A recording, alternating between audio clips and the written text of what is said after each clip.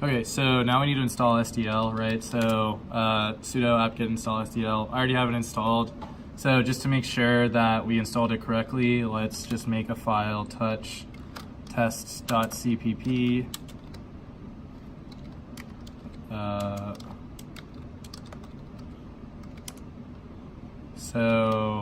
Hashtag include SDL2.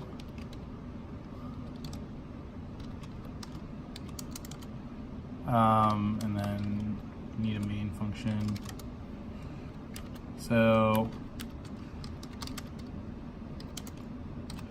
the reason we do this is, so the compile command is g++ test.cpp, and then we need to link the SDL library, so we'll just do l SDL2, and if it compiles, then you know you've installed it correctly. If you get a compiler error, or you get an error that says like -l SDL2 doesn't exist, then you haven't installed SDL properly, or you included your header file incorrectly in your test file. So this is just a good sanity check to make sure that everything's installed correctly. So after you install libsdl, then you need to install ds4drb. So all this is just a Python driver for the DualShock 4 to communicate with Bluetooth. So command you just install through pip. If you do not have pip installed on your Jetson, then what you can do is run the following commands from the instructions.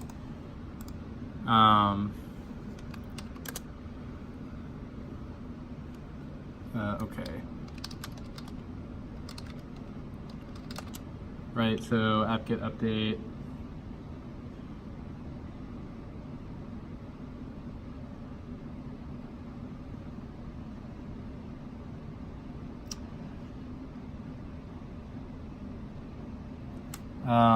And then, yeah, run the rest of these.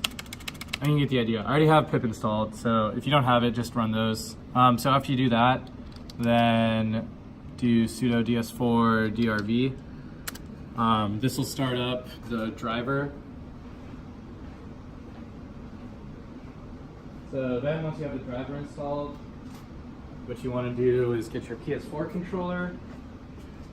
Okay, so for the PS4 controller, you hold down the PlayStation button and the share button, like here. So these two buttons here, hold it down for 5 seconds and you'll see this LED blinking. So let me do that now.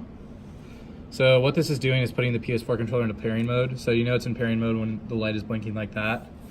And then hopefully this will connect with our Jetson using this driver.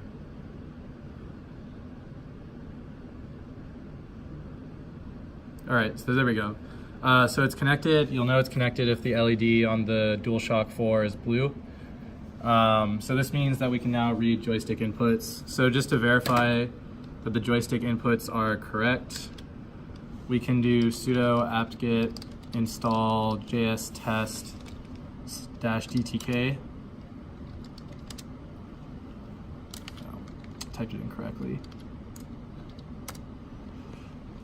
Okay, so again, I already have it installed. So then just do jstest-gtk on the terminal. You'll get this GUI here, and you'll see your controller if it was connected properly using ds4drb.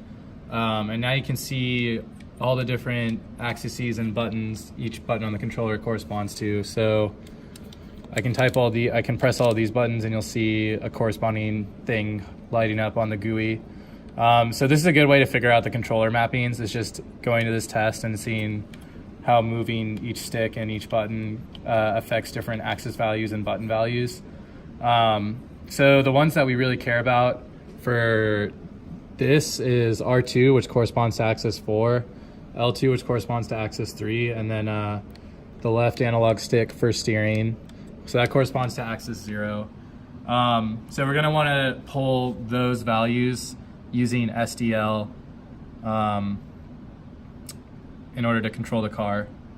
So yeah, now you should be able to start programming SDL to figure out how to read in joystick commands, and then hopefully send PWM values to the car using the driver code.